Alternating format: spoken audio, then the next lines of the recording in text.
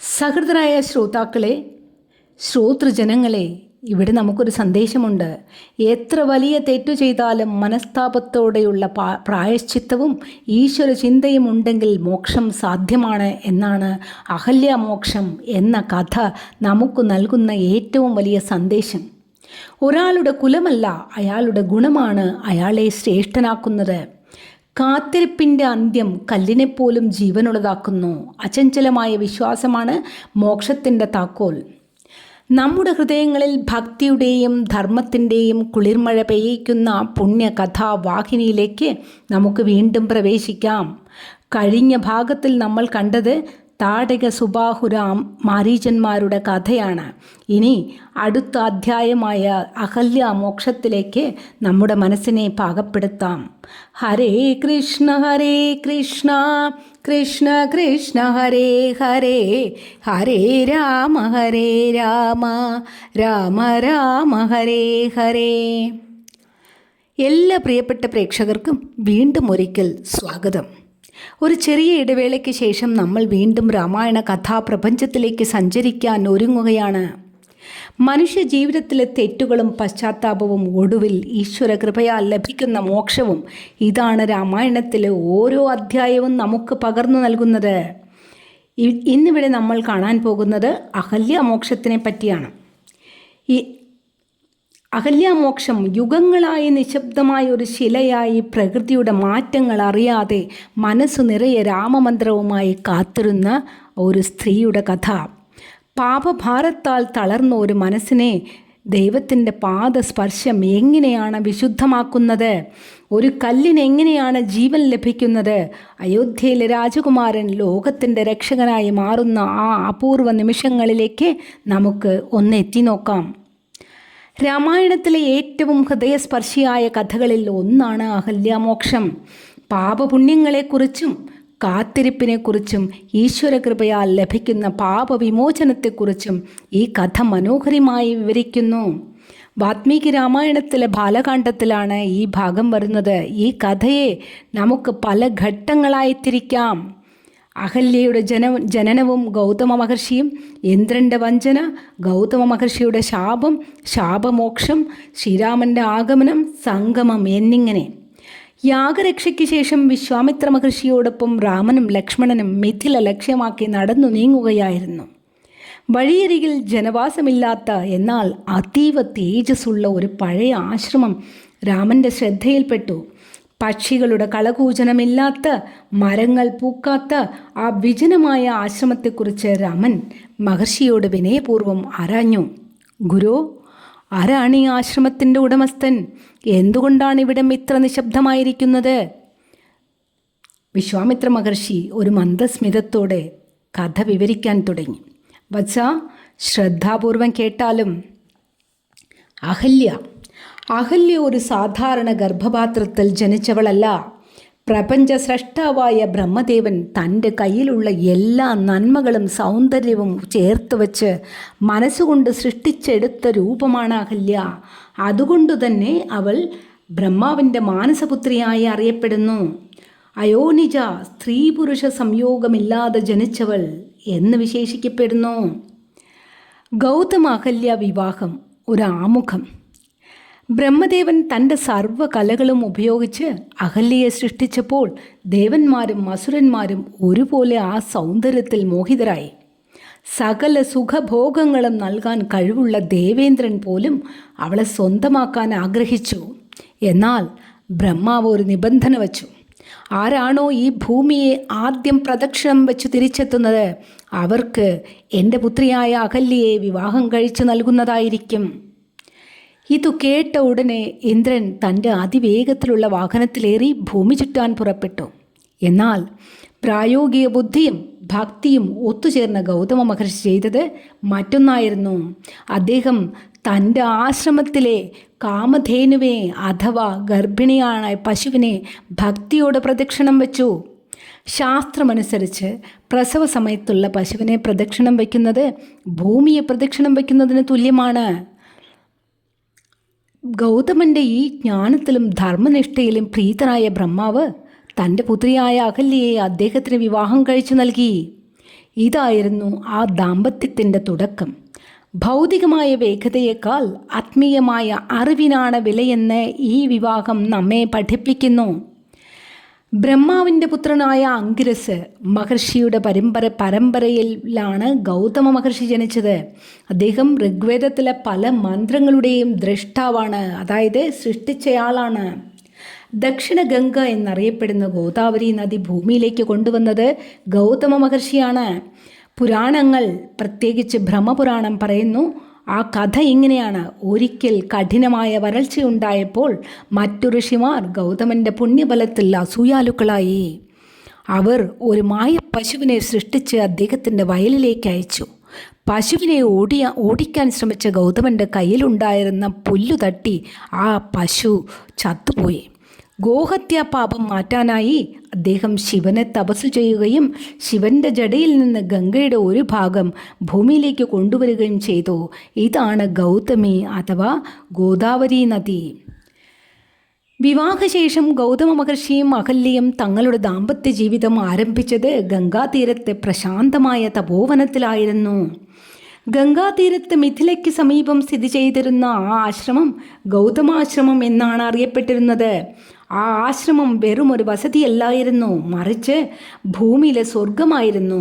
അവിടെ ഓരോ പ്രഭാതവും ഉണരുന്നത് പക്ഷികളുടെ കളകളാരവത്തോടൊപ്പം മാത്രമല്ല, മറിച്ച് ഗൗതമ മഹർഷിയുടെ അധരങ്ങളിൽ നിന്നൊഴുകുന്ന വേദമന്ത്രങ്ങളുടെ പവിത്രമായ ധ്വനിയോടൊപ്പമായിരുന്നു.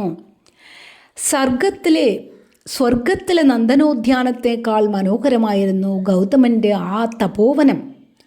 അവിടെ അഹല്യ എന്ന പുണ്യവതിയുടെ സാന്നിധ്യം ആ വനത്തിനെ ഒരു തീർത്ഥാടന കേന്ദ്രമാക്കി മാറ്റിയിരുന്നു. ആ മണ്ണിൽ കാലുകുത്തുമ്പോൾ തന്നെ മനസ്സിനൊരു പ്രത്യേക ശാന്തി അനുഭവപ്പെടുമായിരുന്നു. പുണ്യനദിയായ ഗംഗയുടെ കുളിർമ ആ ആശ്രമത്തെ എപ്പോഴും പുണർന്നു നിന്നു. അവിടെയുള്ള മരങ്ങൾ എപ്പോഴും പൂത്തുലഞ്ഞു നിന്നു. ഓരോ കൊമ്പിലും സുഗന്ധമുള്ള പുഷ്പങ്ങൾ വിരിഞ്ഞു നിന്നു. പക്ഷികളും മൃഗങ്ങളും യാതൊരു ഭയവുമില്ലാതെ അവിടെ വിഹരിച്ചു നടന്നു. സിംഹവും മാനും ഒരേ തടാകത്തിൽ നിന്ന് വെള്ളം കുടിക്കുന്ന അത്രമേൽ ശാന്തമായ ഒരു ഇടമായിരുന്നു അത്.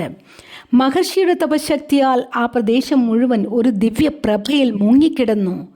വായുവിൽ എപ്പോഴും ഹോമാഗ്നിയുടെ സുഗന്ധവും വേദമന്ത്രങ്ങളുടെ ധ്വനിയും അലയടിച്ചിരുന്നു. അഹല്യ ആ തപോവനത്തിലെ ദേവതയെപ്പോലെ ശോഭിച്ചു. ബ്രാഹ്മമുഹൂർത്തത്തിൽ ഗംഗാസ്നാനം കഴിഞ്ഞ് ഈറൻമുടിയോടെ ഹോമാഗ്നിക്ക് ആവശ്യമായ പുഷ്പങ്ങളും ദർഭയുമായി നിൽക്കുന്ന അവൾ ഭക്തിയുടെയും സൗന്ദര്യത്തിൻ്റെയും പൂർണ്ണ രൂപമായിരുന്നു. മഹർഷി തപസ്സിൽ മുഴുകുമ്പോൾ ആ തപസ്സിന് ഭംഗം വരാതെ പ്രകൃതിയെപ്പോലും നിശബ്ദമാക്കാൻ അവൾക്ക് കഴിയുമായിരുന്നു. അതിഥികളായി എത്തുന്ന മുനിശ്രേഷ്ഠർക്ക് അമൃതന് തുല്യമായ ഭക്ഷണം വിളമ്പിയും ആശ്രമത്തിലെ ചെടികളെ സ്വന്തം മക്കളെപ്പോലെ പരിചരിച്ചും അവൾ ആ വനത്തെ ഒരു പൂങ്കാവനമാക്കി മാറ്റി. അധികാരമോ സമ്പത്തോ ഇല്ലാത്ത ആ പർണശാലയിൽ പരസ്പര ബഹുമാനത്തിൻ്റെയും ആത്മീയമായ ഒരുമയുടെയും തണലിൽ അവർ നയിച്ച ജീവിതം ഏതൊരു രാജകൊട്ടാരത്തെക്കാളും ഐശ്വര്യപൂർണമായിരുന്നു. ഭർത്താവിൻ്റെ ജ്ഞാനവും പത്നിയുടെ പാതിവൃത്യവും ഒത്തുചേർന്നപ്പോൾ ആ ആശ്രമം ലോകത്തിന് മുഴുവൻ ശാന്തി നൽകുന്ന ഒരു പുണ്യ കേന്ദ്രമായി മാറി. ഗൗതമ മഹർഷിയും അഹല്യയും ആദർശ ദമ്പതികളായി അവിടെ കഴിഞ്ഞു പോന്നു. അവരുടെ ജീവിതം ഒരു തപസ്സായിരുന്നു. പവിത്രമായ ദിനചര്യകൾ. ഓരോ പുലരിയിലും ഗൗതമൻ ഗംഗയിൽ സ്നാനം ചെയ്ത് സൂര്യഭഗവാനെ വന്ദിച്ച് തൻ്റെ തപസ്സിലേക്ക് കടക്കും. അഹല്യയാകട്ടെ ഭർത്താവിനെ തപസ്സിന് ആവശ്യമായ എല്ലാ കാര്യങ്ങളിലും സഹായിച്ച് സന്തോഷത്തോടെ ജീവിച്ചു പോന്നു. അതിഥി സൽക്കാരം. ആശ്രമത്തിലെത്തുന്ന മുനിമാരെയും യോഗികളെയും അഹല്യ അതിയായ ഭക്തിയോടെയാണ് സ്വീകരിക്കുന്നത്. തൻ്റെ രൂപഭംഗിയേക്കാൾ തൻ്റെ സ്വഭാവശുദ്ധി കൊണ്ടാണ് അഹല്യ ആ ആശ്രമത്തിൽ വിളക്കായി മാറിയത്. ഗൗതമൻ അറിവിൻ്റെ പ്രകാശമായിരുന്നെങ്കിൽ അഹല്യ ആ പ്രകാശത്തിന് ചുറ്റുമുള്ള ഒരു കുളിർമയായിരുന്നു. ഒരു യാഗശാലയിലെ അഗ്നിയെപ്പോലെ പവിത്രമായിരുന്നു അവരുടെ ദാമ്പത്യം. ഗൗതമ മഹർഷിയുടെയും അഹല്യയുടെയും ആശ്രമ ജീവിതം ഭക്തിയുടെയും പ്രകൃതി സൗന്ദര്യത്തിൻ്റെയും ഒരു അപൂർവ സംഗമമായിരുന്നു. പതിവ് പോലെ ആ ദിവസവും ബ്രഹ്മമുഹൂർത്തത്തിൽ ഉറക്കമുണർന്ന ഗൗതമ മഹർഷി പക്ഷികൾ ചിറകടിച്ചു തുടങ്ങുന്നതേയുള്ളൂ. അന്തരീക്ഷത്തിൽ അപ്പോഴും രാത്രിയുടെ തണുപ്പും നിശബ്ദതയും ബാക്കിയുണ്ടായിരുന്നു. അഹല്യ പതിവ് പോലെ എഴുന്നേറ്റ് മഹർഷിക്ക് സ്നാനത്തിന് ആവശ്യമായ ഒരുക്കങ്ങൾ ചെയ്തു നൽകി. തൻ്റെ കമണ്ഡലവും ദർഭയുമായി വെളുപ്പിനെ ഗംഗാതീരത്തേക്ക് സ്നാനത്തിനായി മഹർഷി നടന്നു നീങ്ങി. എന്നും നടക്കാറുള്ള ആ പാതയിലൂടെ അദ്ദേഹം നടക്കുമ്പോൾ പ്രകൃതി പോലും നിശബ്ദമായിരുന്ന ആ നിമിഷത്തിലാണ് കാത്തുനിന്ന വിധി ചതിയുടെ രൂപത്തിൽ ആശ്രമമുറ്റത്തെത്തിയത്. മഹർഷി പോയിക്കഴിഞ്ഞ അതേ നിമിഷം സാക്ഷാൽ ഗൗതമ മഹർഷിയുടെ രൂപം ധരിച്ച് ദേവേന്ദ്രൻ ആശ്രമവാതിൽക്കൽ വന്നു നിന്നു. വേഷത്തിലും ഭാവത്തിലും ശബ്ദത്തിലും ഒരു മാറ്റവുമില്ലാത്ത ഇത്രയും സാദൃശ്യമുള്ള ആ രൂപത്തെ കണ്ടപ്പോൾ അഹല്യ ഒരു നിമിഷം അത്ഭുതപ്പെട്ടു. അമ്പരന്നു. മഹർഷി സ്നാനം കഴിഞ്ഞ് ഇത്ര വേഗം മടങ്ങിയെത്തിയോ? മുന്നിൽ നിൽക്കുന്നത് തൻ്റെ പതിയാണെന്ന് പൂർണ്ണമായും വിശ്വസിച്ച അഹല്യ ആ മായയെ തിരിച്ചറിയാൻ വൈകിപ്പോയി. തൻ്റെ തപശക്തി കൊണ്ടുപോലും ഇന്ദ്രൻ്റെ വേഷപ്പകർച്ചയെ അറിയാൻ ആ പവിത്ര ഹൃദയത്തിന് സാധിച്ചില്ല. എന്നാൽ ഗംഗയിൽ മുങ്ങി നിവർന്ന തൻ്റെ നിത്യകർമ്മങ്ങൾ കഴിഞ്ഞ് മടങ്ങിയെത്തിയ യഥാർത്ഥ ഗൗതമ മഹർഷി കണ്ടത് തൻ്റെ തന്നെ വേഷത്തിൽ ആശ്രമത്തിൽ നിന്ന് ഇറങ്ങി വരുന്ന ഇന്ദ്രനെയാണ്. ജ്വലിക്കുന്ന കണ്ണുകളോടെ സൂര്യനെപ്പോലെ തപശക്തിയുള്ള ആ മഹർഷിയുടെ മുന്നിൽ ഇന്ദ്രൻ്റെ മായ തകർന്നു വീണു. സ്വന്തം പത്നിയുടെ പരിശുദ്ധതയിൽ നിഴൽ വീഴ്ത്തിയ ആ ചതി കണ്ടപ്പോൾ മഹർഷിയുടെ ഉള്ളിലെ ക്ഷമ നശിച്ചു. ക്രോധത്താൽ ജ്വലിച്ച മഹർഷിയുടെ കണ്ണുകളിൽ നിന്ന് അഗ്നി പടർന്നു. തൻ്റെ പവിത്രമായ ആശ്രമം അശുദ്ധമാക്കപ്പെട്ടുവെന്നും തൻ്റെ ധർമ്മപത്നിക്ക് അപരാധം സംഭവിച്ചിരിക്കുന്നുവെന്നും തിരിച്ചറിഞ്ഞ മഹർഷി ഇന്ദ്രനെ ശപിച്ച ശേഷം അതിവേഗം അദ്ദേഹം ആശ്രമത്തിനുള്ളിൽ ഭയന്ന് വിറച്ചു നിൽക്കുന്ന അഹല്യയുടെ അടുത്തേക്ക് ചെന്നു. ഗംഗാതീർത്ഥം കൊണ്ട് ശുദ്ധമായ ശരീരവുമായി തപസ്സിൻ്റെ പ്രഭാവത്തോടെ മടങ്ങിയെത്തിയ ഗൗതമ മഹർഷി ആശ്രമമുറ്റത്ത് കണ്ടത് ചതിയുടെ കറ പുരണ്ട തൻ്റെ തന്നെ വേഷപ്പകർച്ചയാണ്. ഒരു നിമിഷം ആ തപസ്വിയുടെ ഉള്ളിൽ പ്രളയകാലത്തെ അഗ്നി പടർന്നു. കണ്ണുകൾ ചുവന്നു തുടുത്തു. ഭയന്നു വിറച്ചു നിൽക്കുന്ന അഹല്യയെ നോക്കി ഇടിമുഴക്കം പോലെയുള്ള ശബ്ദത്തിൽ ആ മഹർഷി തൻ്റെ ശാപം മുഴക്കി. ഗൗതമ മഹർഷി ദേവേന്ദ്രനെയും പത്നിയായ അഹല്യയെയും ശപിക്കുന്നത് അധ്യാത്മരാമായണത്തിൽ എങ്ങനെയാണ്? തുഞ്ചത്തെഴുത്തച്ഛൻ്റെ ആധ്യാത്മരാമായണത്തിൽ പേജ് 14 ഇപ്രകാരമാണ് അത് പറയുന്നത്. സഹസ്രഭകനായി ഭവിക്ക ഭവാനിനി സഹിച്ചിടുക ചെയ്ത ദുഷ്കർമ്മ ഫലമെല്ലാം താപസീശ്വരനായ ഗൗതമൻ ദേവേന്ദ്രനെ ശപിച്ചാശ്രമമകം പൂക്കപ്പോൾ അഹല്യയും വേഭത് പൂണ്ടു കണ്ടു നിൽക്കുന്നതു കണ്ടരുൾ ചെയ്ത താപസോത്തമനായ ഗൗതമൻ കോപത്തോടെ കഷ്ടമെത്രയും തവ ദുർവൃത്തം ദുരാചരേ ദുഷ്ടമാനസേ തവ സാമർഥ്യം നന്നുപാരം ദുഷ്കൃതമൊടുങ്ങുവാനിതിന്നു ചൊല്ലിയിടുവൻ നിഷ്കൃതിയായുള്ളൊരു ദുർധര മഹാവ്രതം കാമകിങ്കരീ ശിലാരൂപവും കൈക്കൊണ്ടു നീ രാമപാദാബ്ജം ധ്യാനിച്ചിവിടെ വസിക്കേണം. ഇതാണ് ആ വരികൾ പറയുന്നത്. എൻ്റെ വേഷത്തിൽ വന്നവനെ തിരിച്ചറിയാൻ നിന്റെ വിവേകത്തിന് കഴിഞ്ഞില്ലല്ലോ.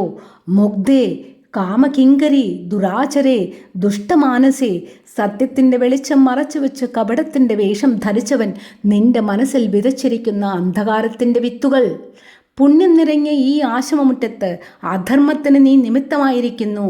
നിന്റെ ഈ രൂപമാണല്ലോ ലോകത്തെ മോഹിപ്പിച്ചത്.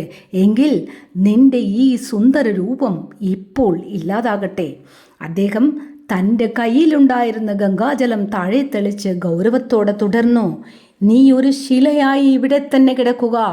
വായു മാത്രം ഭക്ഷിച്ച് ശരീരമാകെ ചാരത്തിൽ പൊതിഞ്ഞ് ആർക്കും കാണാൻ കഴിയാത്ത വിധം അദൃശ്യയായി വെയിലും മഴയും ഏറ്റ് നീ ഇവിടെ പ്രായശ്ചിത്തം ചെയ്യുക. ഗൗതമ മഹർഷി തൻ്റെ പത്നിയായ അഹല്യയെ ശപിക്കുന്ന ഈ നിമിഷം രാമായണത്തിലെ ഏറ്റവും വികാരനിർഭരമായ ഭാഗങ്ങളിൽ ഒന്നാണ്. തപശക്തിയുടെ തീക്ഷ്ണതയും ചതിക്കപ്പെട്ട ഒരു ഭർത്താവിൻ്റെ ക്രോധവും ആ വാക്കുകളിൽ നമുക്ക് കാണാം. സ്നേഹവും ഭക്തിയും നിറഞ്ഞ ഈ ആശ്രമമുറ്റത്ത് ഒരു നിമിഷത്തെ ചതിയിലൂടെ ഇരുൾ പടർന്നു. ഇന്ദ്രൻ്റെ കാമവും ഗൗതമൻ്റെ കോപവും ഒത്തുചേർന്നപ്പോൾ ഒരു പൂവ് പോലെ വിരിഞ്ഞു നിന്ന അഹല്യയുടെ ജീവിതം ഒരു ശിലയായി മാറുകയായിരുന്നു. മഹർഷി നൽകിയ ശാപം കേട്ട് തകർന്നുപോയ അഹല്യയുടെ കണ്ണുനീർ കണ്ടപ്പോൾ ഗൗതമ മഹർഷിയുടെ ഉള്ളിലെ കോപം അലിഞ്ഞു. മഹർഷിക്ക് ദയ തോന്നി. അദ്ദേഹം അവൾക്ക് നൽകിയ പരിഹാരം ഇങ്ങനെയായിരുന്നു: ഈ ശാപം നിത്യമല്ല. യുഗങ്ങൾക്ക് ശേഷം ദശരഥപുത്രനായ ശ്രീരാമൻ ഈ വനത്തിലെത്തും. അദ്ദേഹത്തിൻ്റെ പാദധൂളികൾ നിന്റെ മേൽ പതിക്കുന്ന നിമിഷം നീ ശുദ്ധയാകും. നിനക്കു നിന്റെ പഴയ രൂപം തിരികെ ലഭിക്കും. വിശ്വാമിത്ര മഹർഷി ഒരു നെടുവീർപ്പോടെ നിർത്തി പറഞ്ഞു: വത്സാരാമ, നോക്കൂ, യുഗങ്ങളായി പ്രകൃതിയും കാലവും കാത്തിരുന്ന ആ പുണ്യമുഹൂർത്തം ഇതാ വന്നെത്തിയിരിക്കുന്നു. ഒരു വാക്കുപോലും ഉരിയാടാനാവാതെ ശിലയായി ഉറഞ്ഞു പോയ ആ പാവം സ്ത്രീയുടെ നീണ്ട കാത്തിരിപ്പിന് വിരാമമിടാൻ നീ ആ ആശ്രമത്തിലേക്ക് പ്രവേശിച്ചാലും കഠിനമായ പ്രായശ്ചിത്തം കൊണ്ട് പവിത്രമായ ആ ആത്മാവിനെ ശാപമോക്ഷത്തിൻ്റെ തീരത്തെത്തിക്കാൻ മകനെ നീ ആ ആശ്രമത്തിലേക്ക് പ്രവേശിച്ചാലും. മഹർഷിയുടെ ആജ്ഞാനുസരണം രാമൻ ആ ആശ്രമമുറ്റത്തേക്ക് ചുവടുവച്ചു. വർഷങ്ങളായി പൊടി പിടിച്ചു കിടന്നിരുന്ന ആ മണ്ണിൽ രാമൻ്റെ പാദങ്ങൾ സ്പർശിച്ചതും ഒരു അത്ഭുതം സംഭവിച്ചു. കാർമേഘങ്ങൾ മാറി സൂര്യൻ ഉദിക്കുന്നത് പോലെ ആ ചാരത്തിൽ നിന്ന് അഹല്യ ദിവ്യരൂപത്തോടെ ഉയർത്തെഴുന്നേറ്റു. അവളുടെ കണ്ണുകളിൽ നിന്ന് വർഷങ്ങളായി അടക്കി വെച്ച സങ്കടം ആനന്ദ കണ്ണുനീരായി ഒഴുകി.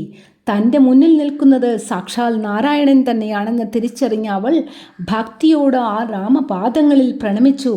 രാമപാദ സ്പർശമേറ്റ ഉടൻ ശിലാരൂപം വെടിഞ്ഞ് പഴയ തേജസ്സോട് അഹല്യ പ്രത്യക്ഷപ്പെട്ടു. യുഗങ്ങളായി തൻ്റെ ഉള്ളിൽ തപിച്ചു നിന്ന ഭക്തി മുഴുവൻ ആ കണ്ണുകളിൽ കണ്ണുനീരായി ഒഴുകിത്തുടങ്ങി. അവൾ സാക്ഷാൽ മഹാവിഷ്ണുവിനെ തൻ്റെ മുന്നിൽ കണ്ടു. ഭക്തിപൂർവം ശ്രീരാമചന്ദ്രൻ്റെ പാദങ്ങളിൽ വീണ് നമസ്കരിച്ചുകൊണ്ട് അഹല്യ ഭഗവാനെ സ്തുതിച്ച സ്തുതിയാണ് അഹല്യാസ്തുതി എന്നറിയപ്പെടുന്നത്. അതായത് അധ്യാത്മരാമായണത്തിൽ 15-ാം പേജിലാണ് ഈ സ്തുതി ഉള്ളത്. ആ സ്തുതി തുടങ്ങുന്നത് ഇങ്ങനെയാണ്: ഞാനഹോ കൃതാർത്ഥയായേൻ ജഗന്നാഥ, നിന്നെ കാണായി വന്നത് മൂലമത്രയുമല്ല ചൊല്ലാം. ജഗന്നാഥ, നിന്നെ ദർശിക്കാൻ കഴിഞ്ഞതിൽ ഞാൻ ജീവിത ലക്ഷ്യം നേടിയവളായി. പക്ഷേ അത് ഒരു സാധാരണ ദർശനം മാത്രമല്ല. അതിലൂടെ ലഭിച്ച ആത്മാനുഭവം അനുഗ്രഹവും വാക്കുകളാൽ പറയാനാവാത്തതാണ്. നമ്മുടെ വാക്കുകൾ കല്ലുകളാകാതിരിക്കട്ടെ, അവ ഹൃദയങ്ങളെ ബന്ധിക്കുന്ന പാലങ്ങളാകട്ടെ. അഹല്യയുടെ മോക്ഷം പോലെ ഓരോ തെറ്റും തിരുത്തപ്പെടാനും ഓരോ ഹൃദയവും ഉണരാനും സ്നേഹത്തിൻ്റെ ഒരു സ്പർശം മതിയാകും. നാം തുന്നിച്ചേർത്ത ഈ അറിവിൻ്റെ നൂലുകൾ ഒരിക്കലും മറ്റുപോകുന്നില്ല. സ്നേഹപൂർവ്വം വിടാം. അടുത്ത അധ്യായത്തിൽ സീതാസ്വയംവരം, ലക്ഷ്മി ദേവിയുടെയും സാക്ഷാൽ നാരായണൻ്റെയും ഭൂമിയിലെ അപൂർവ സംഗമം നമുക്ക് കാത്തിരിക്കാം. ഹരേ കൃഷ്ണ കൃഷ്ണ കൃഷ്ണ ഹരേ ഹരേ, ഹരേ രാമ രാമ രാമ ഹരേ ഹരേ.